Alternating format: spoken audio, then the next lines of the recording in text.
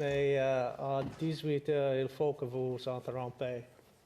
Merci, Monsieur le Président. I want to add equally my voice.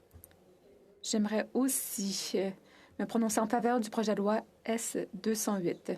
Je crois que les artistes sont indispensables. Les artistes sont indispensables à l'humanité pour sa survie. Dans cet âge de l'électronique qui, par la technologie, surcharge la vie sensorielle, crée un maelstrom, l'art agit en radar, pénètre l'indiscernable. Malheureusement, cette citation n'est pas de moi. Elle provient du commissaire invité, Baruch Gottlieb, dans le contexte d'une exposition actuelle à Montréal, à la Fonderie Darling, qui réunit artistes et penseurs autour du théoricien des médias, Marshall McLuhan, et qu'a reprise la journaliste Marie-Ève Charon dans le journal Le Devoir. Cette idée de l'importance essentielle de l'art pour la survie de l'humanité fait réfléchir aujourd'hui, en cette période de menaces climatiques et de conflits internationaux.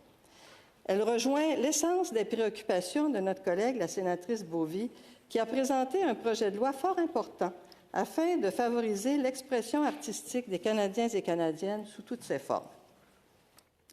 Je tiens à remercier la sénatrice Bovie pour tout le travail accompli dans le contexte du projet de loi S-208. La profondeur de son projet témoigne de l'ampleur des consultations qu'elle a entreprises et des réflexions de toute une vie professionnelle liée à l'expression artistique. Je vous encourage à lire attentivement son projet de loi, son discours hors du commun qu'elle a livré dans cette enceinte le 9 décembre dernier aussi. Et ce projet mérite toute notre attention.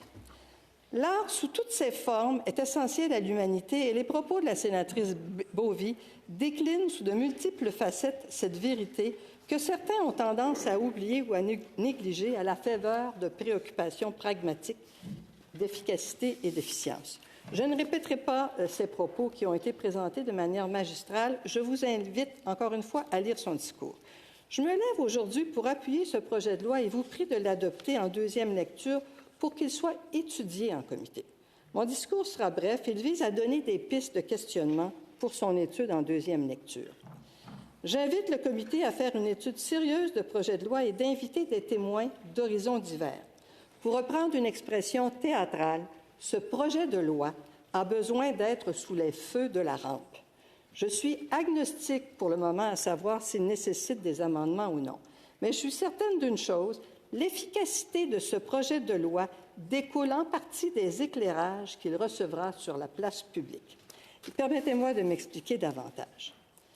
Si plusieurs sont conscients de l'importance de l'art dans nos vies, tant sur le plan personnel, psychologique, social, économique et politique, il n'y a certainement pas de consensus quant aux moyens à prendre pour encourager l'expression artistique et donner aux artistes un statut économique qui leur permette de se consacrer à leur art. En ces temps économiques où l'individualisme prend beaucoup de place, plusieurs pensent que l'art doit créer une valeur commerciale pour exister. Mais cela n'a pas été le cas dans le passé et ne peut être le cas aujourd'hui ou demain. S'il fallait que l'expression artistique qui nous entoure soit uniquement le fait de transactions commerciales, nous ne pourrions apprécier de nombreuses sculptures et œuvres d'art qui embellissent les parcs et certaines villes, les chansons et les poèmes, et même les films et arts de la scène qui nous émeuvent. Les mécènes ont joué un rôle majeur partout et à travers le temps pour l'épanouissement de l'art, mais on ne peut compter uniquement sur le mécénat ni sur les transactions commerciales. L'art n'est pas un objet commercial, il sous-tend aussi l'identité culturelle. C'est une raison de plus qui milite en faveur de ce projet de loi qui reconnaît concrètement que l'art et les artistes doivent faire l'objet d'une préoccupation collective et que les gouvernements ont un rôle à jouer. Le projet de loi S-208 est très ingénieux. Il est composé de 3 parties. Un préambule, une déclaration sur le rôle essentiel des artistes et de l'expression créatrice au Canada et un plan d'action qui engendre la mise en œuvre de la déclaration par le gouvernement du Canada.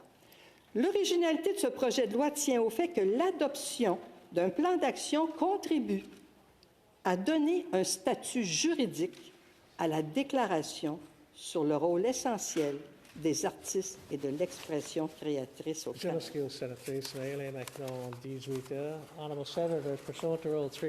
Honorable sénateur, selon la règle 3, je dois quitter le fauteuil à moins que vous soyez d'avis qu'il faut continuer. Si vous souhaitiez que nous suspendions les travaux, dire